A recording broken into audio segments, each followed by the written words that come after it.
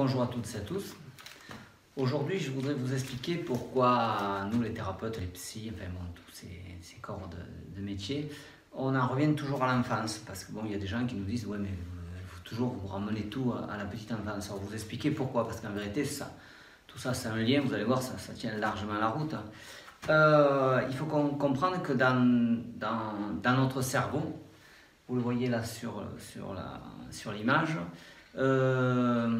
quand on va naître avec tous nos neurones. Nos 100 milliards de neurones seront dans notre cerveau. Voilà. Seul truc, c'est qu'ils ne sont pas attachés les uns aux autres. Alors, dans les 2 premières années de vie, on va interchanger nos neurones, ils vont se dégager, en refaire 100 milliards de nouveaux, c'est-à-dire c'est comme les dents de lait, quoi. On va en avoir, les faire disparaître, mais surtout, on va les attacher les uns aux autres, parce que quand on naît, il n'y a aucune attache. Et les attaches, ce sont ça va mettre des chemins, des routes par lesquelles on va analyser le reste de notre vie. Ça va nous donner notre sensibilité pour le reste de notre vie. C'est-à-dire si on a une sensibilité dure, souple, enfin bon, la vie quoi, je veux dire, on est tous différents. Voilà, ces liens en se tissant pendant les premières années de vie, surtout dans les 2 premières années où c'est là où se tisse pratiquement 80% de toute la myéline. La myéline, c'est tous ces fils que vous voyez entre les 2 neurones là, tous ces fils, c'est de la myéline. Et après, jusqu'à l'âge de 8 ans, il va encore s'en tisser d'autres, pas beaucoup, mais enfin de 2 à 8 ans, il va encore s'en tisser pas mal. Et puis après, jusqu'à l'âge de 20-25 ans, ces fils vont pas, il ne va pas y avoir de fils supplémentaires, non, s'il n'y en a plus. Ils vont avoir tendance à grossir les fils, c'est-à-dire c'est nos habitudes, nos schémas de pensée vont se renforcer. Si pour nous, je vous donne un exemple bête, enfin, qui n'a pas de rapport avec la psychologie, mais si on vous affirme que 1 et 1 égale 8, si on vous l'affirme, si on vous le pilonne, jusqu'à la fin de votre vie, ça sera tracé 1 et 1 égale 8. Si on vous pilonne dans la tête, de toute façon, tu ne sais pas écrire, tu ne sais pas lire, tu ne sais pas, enfin, peu importe. Suivant si on vous l'a dit trop longtemps, ça va s'imprimer dans ces fils. Et chaque fois qu'une information va passer, elle va passer, oui, l'information va passer, mais en vous disant, eh ouais, mais je ne sais pas écrire. Or que ce n'est pas vrai, vous ne savez pas écrire, vous savez tout. Et pareil pour tout. Mais s'il y a cette information qui s'est pilonnée pendant les 2 ans jusqu'à l'âge de 8 ans, les fils de myéline auront grossi avec cette information. Voilà, ça c'est déjà pour comprendre la psyché, c'est presque du mécano, quoi, si vous voulez. Mais enfin bon, voilà, maintenant on le sait en neurologie, on comprend tous ces systèmes, voilà. Maintenant, comment on fait pour ne pas pouvoir se dégager de ces mauvaises habitudes, ces névroses, ces sentiments d'être coupable, sentiments d'être pas aimé, des sentiments de... Enfin, tous ces mauvais sentiments, pourquoi on reçoit nos patients en thérapie, ou ils ne s'entendent pas dans un couple, c'est quand même une grosse majorité, qui ne comprennent pas leur mari ou leur femme, voilà, parce qu'ils ont une analyse ultra personnelle, et on est tous pareils, à part que c'est vraiment dévié parce qu'il y a eu des blessures, voilà. Donc il faut comprendre que pour quitter ces informations qui sont à la fois qui sont douloureuses pour la personne, mais elle ne peut pas s'en détacher. Je prends l'exemple d'une femme victime de violence ou d'homme victime de violence qui ne peuvent pas se détacher. Pourtant, on leur dit, mais va-t'en, quoi, ne reste pas. Mais ils ne peuvent pas. Parce que dans leur schéma de pensée, par exemple, le couple, ils ont mis en place, le couple doit être fort. Un couple, ça ne se casse pas. Parce que moi, j'ai vu dans mon enfance, la personne va dire, moi, j'ai vu dans mon enfance mes parents se faire du mal. Moi, donc, j'ai tracé des routes. Alors, on ne le sait pas, tout ça, bien sûr, c'est inconscient. Hein. Moi, j'ai tracé des routes par lesquelles j'affirme que le couple doit être solide. Moi, dans ma vie, je n'aurai jamais de couple. Le couple, ça sera toujours quelque chose. Donc, on arrondit les angles pour arriver à notre finalité, nos injonctions qu'on s'est mis dans la petite enfance. C'est pour ça que les gens n'arrivent pas à s'en sortir.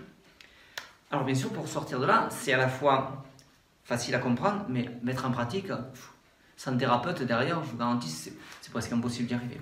Donc il faut comprendre que vous voyez, tous ces neurones sont reliés par des fils, plus ou moins gros, en fonction des routes utilisées. Voilà. Par contre, vous voyez où il y a des fils, où il n'y a rien. Ils sont reliés à rien. C'est-à-dire, c'est les dendrites. C'est là où on reçoit les informations, qu'elles soient visuelles, auditives, sensorielles. C'est-à-dire, on reçoit les informations de la vie. Quand quelqu'un nous dit quelque chose, on a une sensation, on a une émotion, puisqu'on vit qu'à travers des émotions. Notre vie n'est qu'émotionnelle. C'est pas quand on vous touche, ça vient provoquer une émotion chez vous. Tout n'est qu'émotion. Hein. Le cerveau, il réagit qu'à travers des émotions. C'est basique. Hein. Ça, on le sait depuis longtemps. Donc, vous les recevez à travers ces dendrites. Seul truc, c'est que entre le moment où vous recevez l'information, c'est-à-dire qui qui est sans arrêt censé être neutre. On vous touche le bras, jusque-là, rien de spécial. Mais il y en a, moi j'ai des femmes qui me disent, voilà, quand mon mari me touche, c'est-à-dire dans la sensation d'être touché, automatiquement, elles me disent, ça me brûle, mon mari me brûle. C'est pas vrai, bien sûr, il ne brûle pas, mais elles ont l'information qui arrive, et automatiquement, le neurone, qui est pollué par les blessures d'enfance du père, de la mère, du grand frère, peu importe, touché égale brûlé. Parce que dans son enfance, ils ont été touchés, ils ont été roués de coups, enfin, peu importe ce que c'est. Et donc, automatiquement, l'information qui va partir partout dans le cerveau, c'est on m'agresse. Alors, c'est pas vrai. Le mari ou la femme vient juste toucher le bras et l'autre, il a l'information. Voilà, alors, ça paraît bizarre. Donc, la thérapie, c'est d'arriver à se centrer. C'est d'arriver à de comprendre que l'information qui... Alors, ça, c'est le plus dur. Hein. Ça, c'est vraiment conscientiser le problème. C'est le plus dur de la thérapie. Une fois qu'on a conscientisé, après, ça va beaucoup mieux. Mais conscientiser que l'information qui arrive n'est pas la bonne à nos neurones. C'est-à-dire, ça dure 7 centièmes de seconde entre le moment où l'information arrive à la dendrite jusqu'au moment au neurone. C'est là qu'il faut interagir. C'est-à-dire avoir la sensation et justement pas se laisser embarquer par le neurone qui lui va partir de son analyse basique que 1 et 1 égale 8. Voilà, alors, je schématise, ça n'a rien à voir. Mais voilà, s'il part avec cette information-là, ça se diffuse dans le cerveau et c'est trop tard. Hein, vous ne pouvez pas, votre addiction, votre névrose, votre passivité, votre agressivité, vous la maîtriserez pas. Parce que l'information est trop tard, elle est déjà arrivée aux neurones. Et donc l'information, ça va dans les fils de myéline, les autoroutes que vous avez pris toute votre vie, depuis la petite enfance, et qui n'ont pas bougé depuis, puisque ça n'a pas pu bouger, puisqu'on ne peut pas tisser notre fil de myéline. Par contre, tant que l'information, cette information, vous n'arriverez pas à la chanter du moment où la myéline, la dendrite envoie l'information, vous avez C'est là qu'il faut apprendre à se connaître, se dire, quand je ressens ça, avoir un pied de recul. C'est pour ça qu'on fait beaucoup dans les thérapies, on demande aux personnes d'aller se faire masser, d'aller faire des soins énergétiques, d'aller faire de la réflexologie plantaire, peu importe, pour accompagner une thérapie. Parce que ça, c'est quand même assez important, en même temps de la thérapie, de faire quelques soins énergétiques à côté, parce que ça permet justement de se centrer, c'est-à-dire comprendre qu'en vérité, il y a une information qui arrive, mais est-ce que c'est la bonne information? C'est ça. Tant qu'on ne doute pas de notre propre information, c'est ça, il faut avoir le doute sur nos informations. Sinon, l'information arrive et on ne fait que dérouler quelque chose qu'on fait toujours. Et on fait toujours la même chose, tout fait toujours la même chose.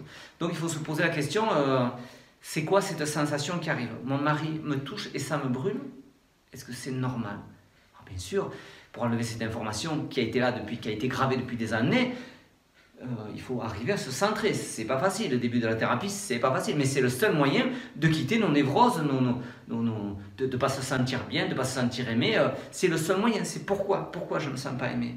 Parce que, ah oui, d'accord, je me souviens qu'il y a une information qui est venue dans mon cerveau, j'avais l'âge de 6 ans, 7 ans, 8 ans. Voilà, j'ai cette information qui est venue me donner une mauvaise analyse pour tout le reste de ma pensée. Et voilà, c'est juste redescendre dans le passé pour comprendre les schémas qui se sont mis en marche. Sans ça, on ne peut pas lâcher.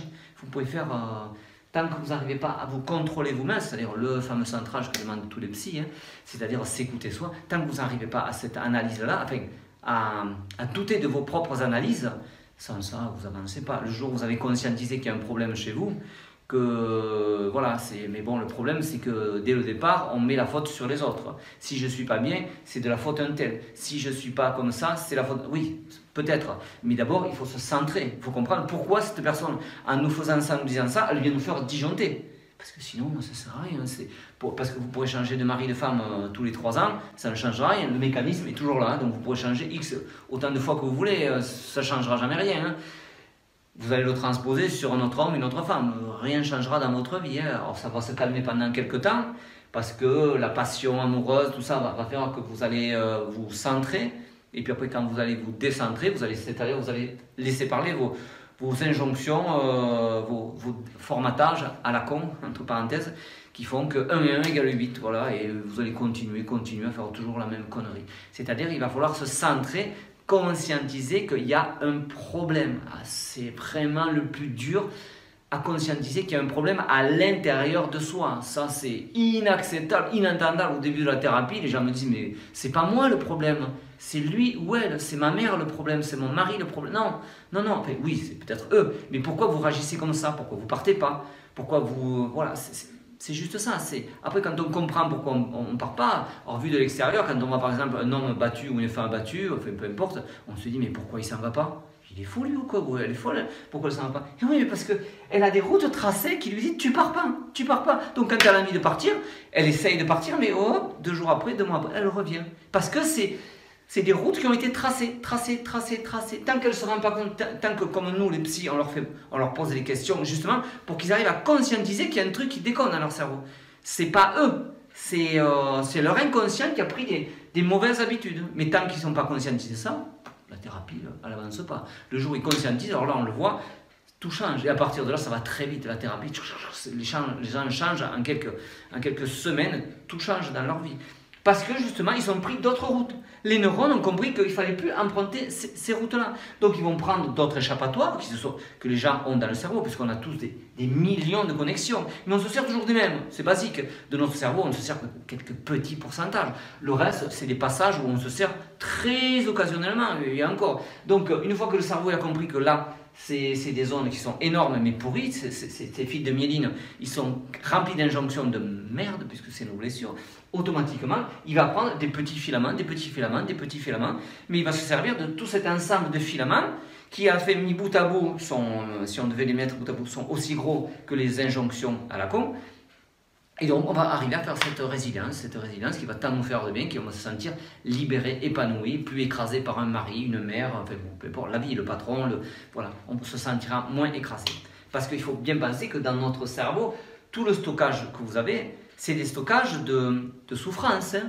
Le bien-être, le cerveau s'en fout, hein, puisque c'est pas ça qui le fait avancer, qui le fait grandir. Le cerveau ne grandit qu'à travers nos blessures, nos frustrations. D'ailleurs, très souvent, on se souvient plus de nos blessures, beaucoup de gens le disent, c'est bizarre, on se souvient plus de nos blessures que des moments où on était bien au bord de la mer, à la montagne, on s'en souvient, mais ça ne nous a pas marqué. Alors que la moindre petite blessure, ça nous a marqué. Eh oui, parce que le cerveau, lui, c'est son habitude depuis des millions d'années, depuis 700 millions d'années, lui, il est formaté pour apprendre que les blessures, parce que c'est ce qui l'a fait progresser à l'échelle humaine. C'est pour ça que l'être humain est devenu un être supérieur par rapport aux animaux, parce qu'il a développé des capacités neuronales que les animaux n'ont pas développées encore. Peut-être qu'ils les développeront dans les millions d'années qui arrivent, mais pour le moment ils n'ont pas développé. Nous, on est le seul être humain à avoir développé des capacités, parce qu'à un moment on a pu se nourrir différemment, il y a quelques milliards d'années on a pu se nourrir différemment, et à partir de là ça a développé des capacités neuronales qui nous ont laissé libres. Mais par contre notre cerveau se sert toujours de nos blessures pour avancer. C'est pour ça que vous comprenez qu'il y a des gens qui voient que du noir, par exemple. Vous dites, c'est bizarre, cette personne, elle voit toujours que le verre à moitié vide, elle voit que le noir, il patin, parce que ça a été tracé dès le départ. Donc même vous lui expliquez que la vie, elle est belle, la vie est heureuse, la vie... Mais il peut pas. C'est pas qu'il veut pas, c'est qu'il peut pas, c'est pas la même chose. Parce que toutes les injonctions, dès qu'il a une sensation qui arrive de là-haut, de la tendresse, cette émotion, de suite, le neurone la traduit en négatif. Et il va rester dans le négatif. Voilà, donc tant qu'il ne sera pas venu en thérapie chez n'importe qui, on s'en fout, eh bien, il ne changera pas, jamais. C'est à nous, les thérapeutes, à leur donner des nouvelles injonctions. Et surtout, leur faire conscientiser qu'il y a un problème. Et que le problème, c'est eux. C'est les autres, c'est vrai, mais c'est le cerveau qui analyse quelque chose qui pourrait être à la fois bien ou mal, mais le cerveau, il analyse toujours en négativité. C'est-à-dire, on vous touche le bras, soit vous le prenez en positivité, soit vous pouvez le sentir comme une brûlure. Mais ça, qui c'est qui le décide? C'est le neurone blessé qui le décide. C'est pas vous, c'est le neurone blessé. Enfin, le neurone, c'est vous. Mais tant que vous n'arrivez pas à conscientiser qu'en vérité, c'est une partie de vous, ce n'est pas vous, vous resterez toujours dans le même caca. Il n'y a rien qui changera. Par contre, un thérapeute vous arrive à vous expliquer A plus B que ça, ce n'est pas la bonne injonction, mais que vous pouvez passer par d'autres routes pour arriver à des résultats plus probants, votre vie va changer. À partir de là, tout va avancer. Voilà.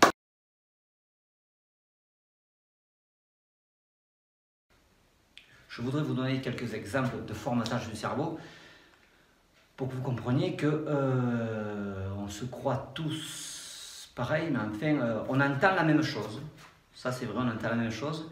Mais notre cerveau, dans quelques centièmes de seconde, va l'analyser et va le transformer à notre guise. C'est-à-dire par rapport à notre passif, par rapport à nos blessures du passé. C'est-à-dire quelqu'un va vous dire je suis allé te garer la voiture, voilà. Le cerveau peut entendre soit super, il est allé me garer la voiture, soit se dire ouais, ben lui, il est en train de me dire que je ne sais pas garer la voiture. Quoi. Grosso modo, c'est ça. Tu me dis que je ne sais pas garer la voiture. Ben, l'autre, il dit non. Ou alors le cerveau peut entendre aussi s'il a fait ça, c'est qu'en vérité, il veut quelque chose. Vous voyez, ça, c'est les blessures de l'enfance qui analysent et qui transforme l'injonction dans le cerveau. Alors qu'à la base, il fallait juste entendre, je t'ai garé la voiture, il n'y avait rien de spécial. Mais si la personne a été, je sais pas, dénigrée dans son enfance, tout le temps, donc le dénigrement, quoi qu'on lui dise, elle se sent dénigrée. Et on lui dit, je t'ai garé la voiture, un truc basique, hein. Mais elle entend, ouais, c'est ça, tu me juges, tu es en train de me dire que je ne suis pas garé la voiture. Ben l'autre, il dit, non, je t'ai juste garé la voiture, on va pas chercher les... Ouais, regarde, c'est anecdotique ce que je dis. Mais essayez d'imaginer quelqu'un qui a souffert toute sa vie et qui arrive devant son mari, sa femme, son patron, et que l'autre lui dit juste un truc à 2 balles, l'autre s'est transformé. Il entend et de suite le cerveau va l'analyser et le transposer sur autre chose. Ou alors quelqu'un qui a été trahi, voilà, il va entendre, ah ouais, mais si lui m'a garé la voiture, c'est qu'en vérité il veut quelque chose. Ah ouais, ça c'est un salaud, sûr, alors c'est pas vrai, mais voilà. Alors beaucoup aussi de gens, ça c'est sur notre domaine, beaucoup de gens se sentent une injonction d'aider les autres. Mais d'aider à des stades, vous ne pouvez pas imaginer, c'est des stades, eux c'est après, eux ils s'oublient, mais eux ils sont persuadés que aider, c'est la plus belle chose au monde. Alors eux, ils ont toutes les maladies de la terre, parce qu'à force d'aider, ils s'aiment pas, ils se donnent jamais de plaisir à travers n'importe quoi. Et donc c'est donner. Mais ils en sont persuadés mordicus qu'il faut sauver le prochain. Sauver son mari, sauver sa femme, lui faire ses lacets. C'est une expression que j'emploie souvent, c'est faire les lacets de ses enfants. Mais si vous lui faites les lacets pendant 1 an, 2 ans, 10 ans, ou vous aidez trop votre mari ou votre femme, mais au bout d'un moment... Mais l'autre, il ne sait plus faire ses lacets. Ah bon, c'est une métaphore, bien sûr. Mais à force, au lieu d'aider, ça déforme le cerveau de l'autre qui se sent, il devient dépendant de vous. Et au bout d'un moment, vous n'en pouvez plus parce que lui, ben, il est tombé en dépendance affective de vous. Et donc, il va vous demander de plus en plus de choses. Je le vois très bien avec des enfants, c'est des vrais démons, on va dire. Ils ont, je sais pas, 7 ans, 8 ans, 10 ans. C'est devenu des démons. Parce que les parents les ont tellement aidés. Puis après, au bout d'un moment, le parent se dit quand même, enfin, on ne s'en rend pas compte, hein, je vous rassure, sinon, il n'y a pas besoin de psy. On ne s'en rend pas compte. Et puis après, l'enfant vous étouffe. Mais il vous étouffe, l'enfant. Mais c'est parce qu'à la base, vous lui avez donné. Oh, c'est microscopique, c'est petit bout par petit bout. Et puis après l'enfant, ça devient un démon. Dès que vous vous éloignez de lui, il est sans arrêt sur vous, il est collant, et maman et papa, il est collé à vous, mais c'est plus une vie, quoi. Vous vivez un enfer. Et à force, vous n'en pouvez plus. Et cet enfant, lui qui a été formaté, habitué, ben maintenant, il ne comprend pas. Lui, il a tellement été habitué qu'il se retrouve, il se dit, mais mes parents ne m'aiment plus. Alors c'est pas qu'il n'aime plus, mais les parents voient, alors ils comprennent pas qu'ils sont allés trop loin, les pauvres parents. Mais voilà, ils se trouvent dans un stade et ils disent, mais mon enfant c'est un monstre, regardez, il me veut du mal, sans arrêt il est sur moi, il me crie après, dès que je m'en vais, il me court derrière. Et oui, parce qu'il a été habitué. Alors le parent au bout d'un moment il veut prendre sa vie en main, bon tout ça c'est inconscient bien sûr, si on le savait. Voilà. Et petit à petit, l'enfant devient un monstre. Moi j'en ai qui ont 13 ans, 14 ans à ce moment-là, c'est vrai, c'est presque des monstres, quoi, je veux dire. Mais c'est les parents qui les sont habitués à leur donner. Et le jour où le parent se met en retrait, l'enfant, c'est un monstre. Parce que le parent se met en retrait, mais il ne le fait pas exprès, par rapport à son travail, par rapport à un frère, une sœur. Et là, l'enfant, il se sent tellement abandonné, il a peur. Donc sans arrêt, il en redemande, il casse tout dans la maison. Enfin bon. J'espère que j'ai été assez clair. C'est un peu bizarre à expliquer, mais enfin bon... c'est à la fois de la psychologie, de la neurologie, mais bon, maintenant, tout ça, on le connaît très bien. Enfin, on est quelques thérapeutes à bien exploiter, et donc on s'en sert tous les jours dans nos cabinets. Voilà. Je vous dis à très bientôt.